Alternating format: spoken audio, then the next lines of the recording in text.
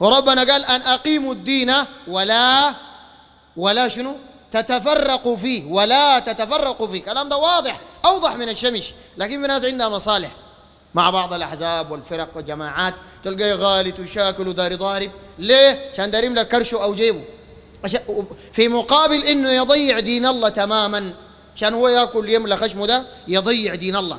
وما بنخليك والله ما نخليك.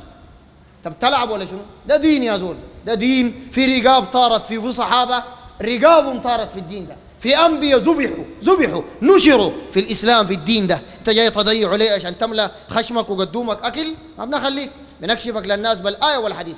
أي نعم ما بنقول هنا على أمك، هنا على أبوك، هنا على قبيلتك، ده ما بنقوله، ما بنسبك، لكن بنرد عليك. والوصف الشرعي اللي بيليق بك بنديك. ضال النبي صلى الله عليه وسلم قال من فعل كذا أشرك مشرك، ضال مبتدع.